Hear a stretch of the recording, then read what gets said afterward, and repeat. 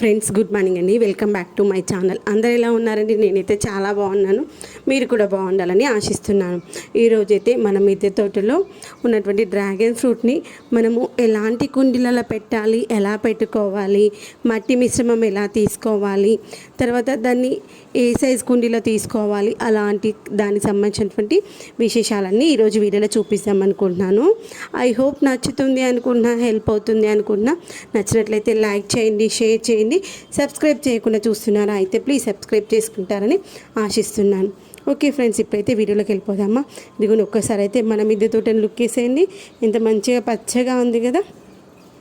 దీంట్లో మనము ముఖ్యంగా ఈ యొక్క డ్రాగన్ ఫ్రూట్ మొక్క అయితే మిగిలిన మొక్కలతో కంపేర్ చేసేది నో మెయింటెనెన్స్, జీరో మెయింటెనెన్స్ అని చెప్పొచ్చు.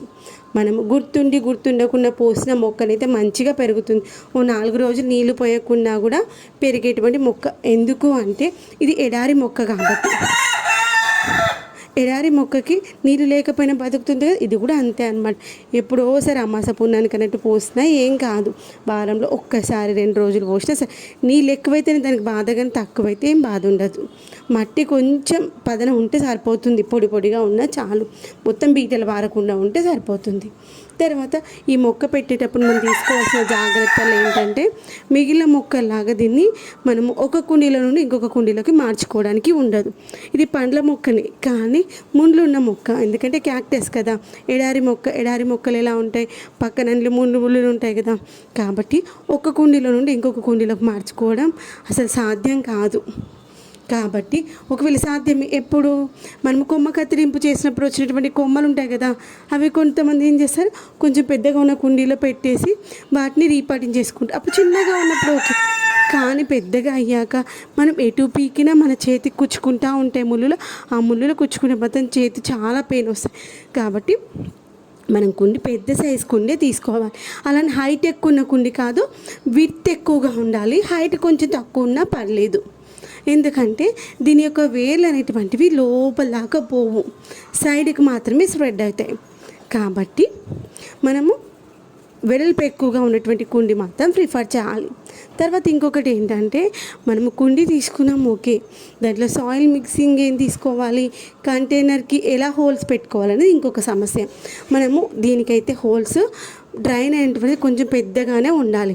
ఎందుకంటే దీనికి నీళ్ళు ఎక్కువైతే చచ్చిపోతాయి అనుకున్నాం కదా. కాబట్టి మల్టీ హోల్స్ లేదు ఒకటే హోల్ తీసుకున్నా కానీ కొంచెం పెద్దగా తీసుకోవాలి. ఎందుకంటే మట్టికి ఇట్లా ఇరుక్కుపోయి వాటర్ అంటే జామ్ అవ్వకుండా ఉండాలి.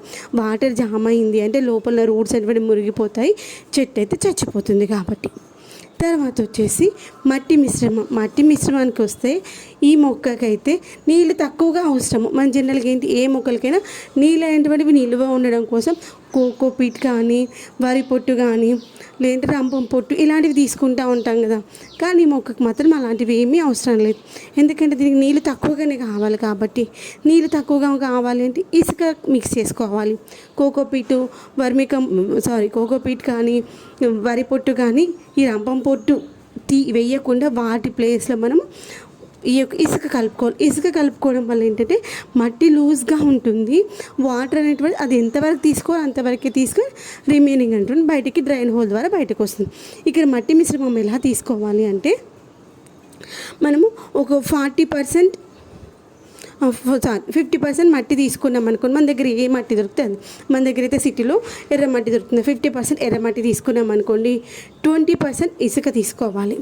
ఇంకో 20% వర్మి కంపోస్ట్ తీసుకోవాలి. ఇక్కడ వర్మి కంపోస్ట్ అయినా తీసుకోవచ్చు, మాగిన పశువుల ఎరువైనా తీసుకోవచ్చు, మన కిచెన్ కంపోస్ట్ అయినా తీసుకోవచ్చు. అవి తీసేసుకొని దాంతోపాటు కొంచెం వేపపిండి కలుపుకోవాలి. తర్వాత ఫంగిసైడ్ కలుపుకున్నా ఓకే. అయితే ఈ యొక్క వేపపిండి కలుపుకోవడం వల్ల మొక్కకు వచ్చేటువంటి పెస్ట్లు రాకుండా ఉంటాయి. ఎందుకంటే ఈ మొక్కకు వచ్చే ఫంగస్ కాబట్టి ఆ ఫంగస్ రాకుండా ఉండాలంటే వేపాకు అనేటువంటి చాలా బాగా పనిచేస్తుంది.